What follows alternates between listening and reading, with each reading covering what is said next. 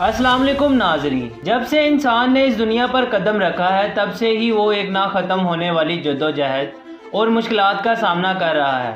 قدرتی آفات، جنگیں، آلودگی کے مسائل سمیت بیشتر آفتوں نے ہزاروں سال سے انسان کو گھیر رکھا ہے، اور ان سب سے بچ کر نکلتے ہوئے اپنے لیے ایک آسان اور سہولت بھرپور زندگی پانا ہزاروں سالوں سے انسان کی جدوجہد کا مرکز ہے۔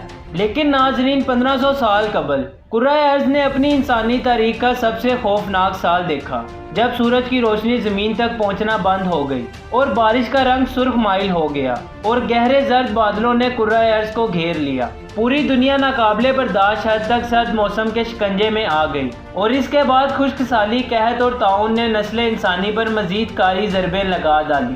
شہر کے شہر صفحہ ہستی سے مٹ گئے۔ ناظرین، ہم بات کر رہے ہیں سن 536 کی، جو کہ تاریخ انسانی کا سب سے بھیانک سال مانا جاتا ہے۔ مجموعی طور پر اس سال اور آئندہ چند سالوں میں اس کے اثرات سے تقریباً 100 ملین افراد صفحہ ہستی سے مٹ گئے تھے، جن میں سے بازنطینی سلطنت کے نصف کے قریب آبادی بھی شامل ہے۔ چین میں ٹھیک موسم گرما کے مہینوں میں برف باری کا آغاز ہو گیا۔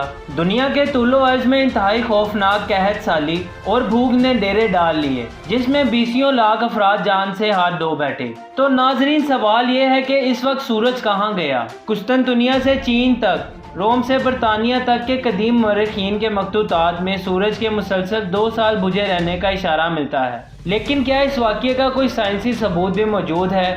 جی ہاں، بالکل۔ درجنوں تاریخی مخطوطات کے علاوہ ہمارے پاس پوری دنیا سے ہزاروں سیمپل پر مشتمل سائنسی شواہد بھی موجود ہیں، جو کہ سن 530 کی دہائی کے دوران شدید سرد موسم کی تصدیق کرتے ہیں۔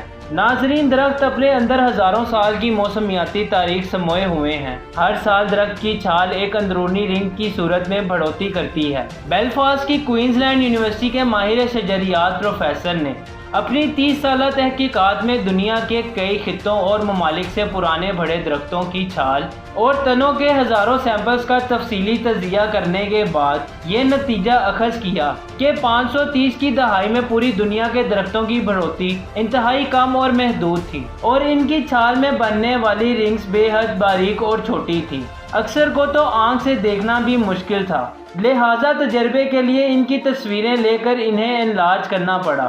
لیکن سب سے اہم سوال تو یہ ہے کہ آخر ایسی کون سی انہونی رونما ہو گئی کہ 2 سال تک زمین نے سورج کا چہرہ نہ دیکھا؟ ناظرین، پہلی بات تو یہ ہو سکتی ہے کہ انتہائی بڑے پیمانے پر برپا ہونے والی آتش فشانی، جس سے پیدا ہونے والا گہرا گرد و غبار ایک طویل عرصے کے لیے سورج کی روشنی کو بلاک کر دے۔ نمبر 2، یہاں کسی بڑے شہاب ثاقب کے زمین سے ٹکرانے کا واقعہ۔ لیکن ناظرین، سن 1936 میں شہاب ثاقب یا پھر آتش فشانی کے واقعے کا 1500 سال بعد کیسے سراغ لگایا جائے؟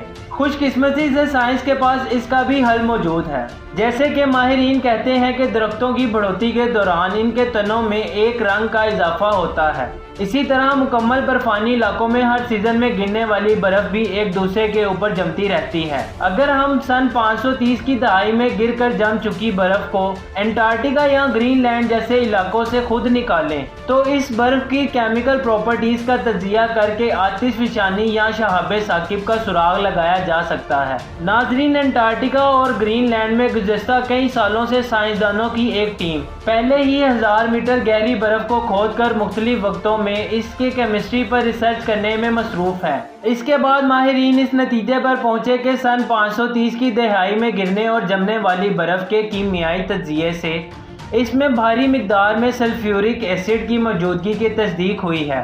یہ دراصل بڑے پیمانے پر آتش فشانی کا نتیجہ ہے۔